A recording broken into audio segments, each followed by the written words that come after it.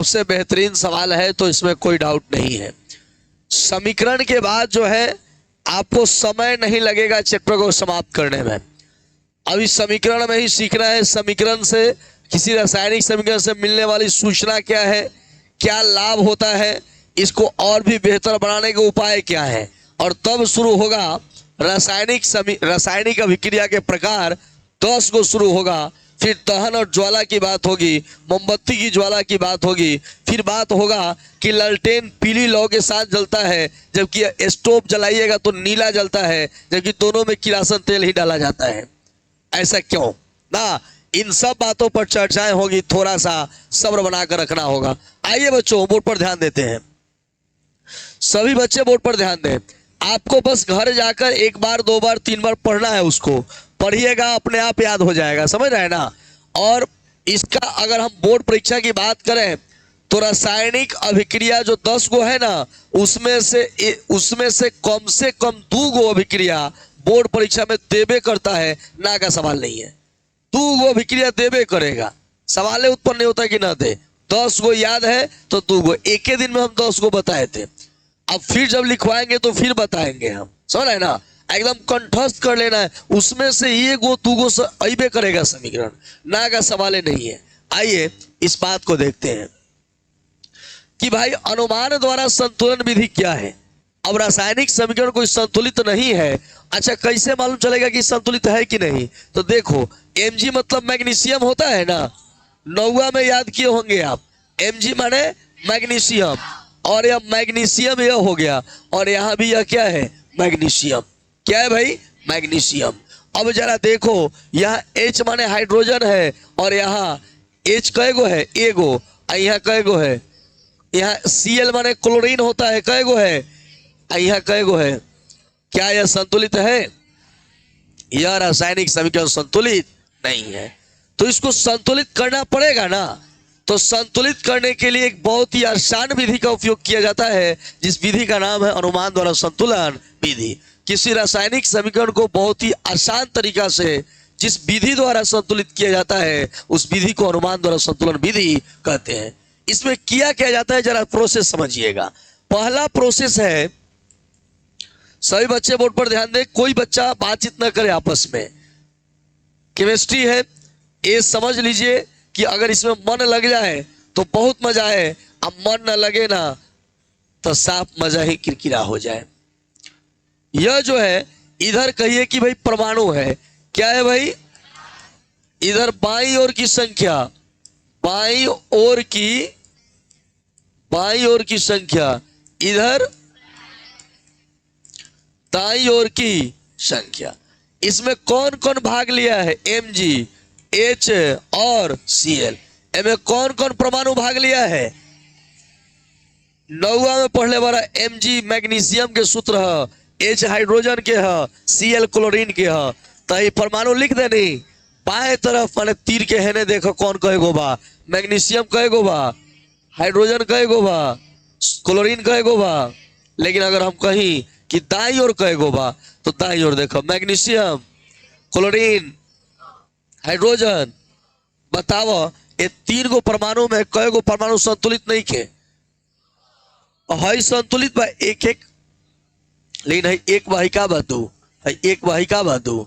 दूसरा प्रोसेस कहता कि भाई एगो काम करे के चाहिए, ये प्रोसेस पहले समझाओ तनी, फिर एक रखे ये लिखवावे के भी पड़ी। ये 5 नंबर में अगर पूछा जाएगा ना कि पूरा डिस्क्रिप्शन करके, तो 5 नंबर में, अगर तो शॉर्ट में पूछा जाएगा तो तरीका सिखाएंगे एक लाइन में बना देने के लिए, जो आपका एक नंबरिया जैसा समझ लीजिए कि होगा कि इनमें से कौन सा संतुलित अभिक्रिया है, यही सब अभिक्रिया का संतुलित रूप कौन सा है ना। तो चलिए देखते हैं। सबसे पहला काम क्या करना है कि देखना है कि कौन कौन परमाणु भाग ले रहा है। एक ही तरफ देखिएगा, केवल अभिकारक में, यहाँ Mg भाग ले रहा है, H भाग ले रहा है और Cl भाग ले रहा है। फिर लिखेंगे बाईं तरफ कै गो संख्या है और दाईं तरफ कै गो है। बाईं तरफ मैग्नीशियम कै गो है, एगो, दाईं तरफ मैग्नीशियम एगो। इधर H माने होता है हाइड्रोजन, H माने, जो लड़का 9वां नहीं भी पढ़ा होगा सुनकर याद हो जाएगा, Mg माने मैग्नीशियम होता है। क्या होता है, इधर मैग्नीशियम देखे तो कै गो, एगो, इधर कै गो, एगो। इधर हाइड्रोजन कएगो, इधर हाइड्रोजन कएगो, इधर क्लोरीन कएगो, इधर क्लोरीन कएगो। यहां तक कंसेप्ट क्लियर है। अब थोड़ा सा आगे बढ़ जाए। पहला प्रोसेस तो हो गया, हमें पहली बार यह जानकारी मिल भी गया कि भाई इन दोनों में, इन तीनों में कौन संतुलित है और कौन संतुलित नहीं है। तो हमारे टारगेट पर दो चीज आ गया यह कि भाई यही जो है वह संतुलित नहीं है। तब नियम कहता है कि जब संतुलित नहीं है तो पूरा सूत्र में जो आपके पास सूत्र है Mg प्लस HCl, उसके बाद लिखा है MgCl2 प्लस H2। कहता है कि इसमें सबसे मजबूत जो सूत्र है, जो जटिल सूत्र है, उसको चुनिए। एमे सबसे जटिल कौन लागता सूत्र? सबसे बढ़ाना जटिल कौन लागता? MgCl2। सबसे इसमें जटिल सूत्र कौन है ना? एकरा के संभाल ले तो सब है नहीं संभाल जइहन। हिया मैग्नीशियम एगो क्लियर बा, क्लोरीन कएगो बा। तो हम का करतानी नो रे भाई, हम का करतानी कि हेकरा पहले तू लगा देतानी तो क्लोरीन कएगो हो गए, संतुलित हो गए। लेकिन अब देखो हाइड्रोजन भी तू गो, यहाँ भी हाइड्रोजन संतुलित हो गए, संतुलित हो गए। अब फैन से गिनती कल जाए। ए लइका बोर्ड पर देखो, सब लोग बोर्ड पर देखे। अब फैन से गिनती कल जाए एकरा के कि अब कौन गो रह गइल बा, संतुलित भइल कि ना भइल, ई बात चेक कर लो। नीचे चल के भी चेक होई, घबरा मत।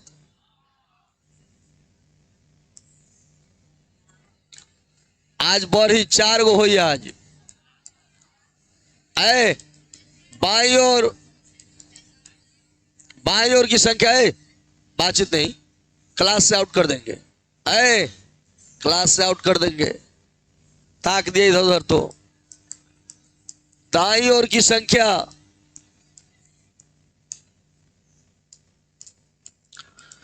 फिर वही बात, Mg था, H था, Cl था। अब Mg इधर एगो है, इधर भी Mg कएगो है। हाइड्रोजन इधर कएगो है, 2 गो। हाइड्रोजन कएगो है, इधर क्लोरीन 2 गो है, इधर क्लोरीन। क्या यह संतुलित नहीं हुआ?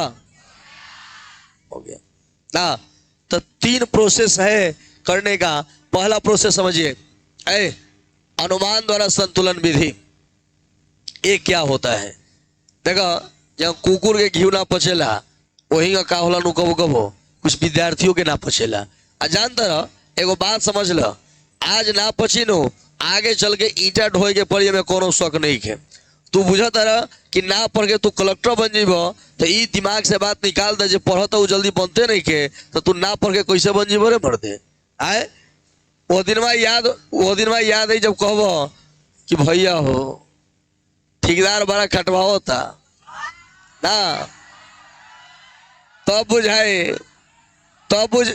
बुझाए कि पढ़ाई के का महत्व होला। देखा ना। चलिए आइए हम पॉइंट पर आते हैं। मैंने कहा कि अनुमान द्वारा संतुलन विधि होता क्या है। मैंने यह कहा कि भाई समीकरण को संतुलित करने के लिए एक आसान विधि का उपयोग किया जाता है। उस आसान विधि को अनुमान द्वारा संतुलन विधि कहते हैं। क्लियर है कि भाई एक आसान विधि है, उस विधि का नाम क्या है? संतुलन विधि। अनुमान द्वारा संतुलन विधि। लेकिन ये करते कैसे यह समझना है।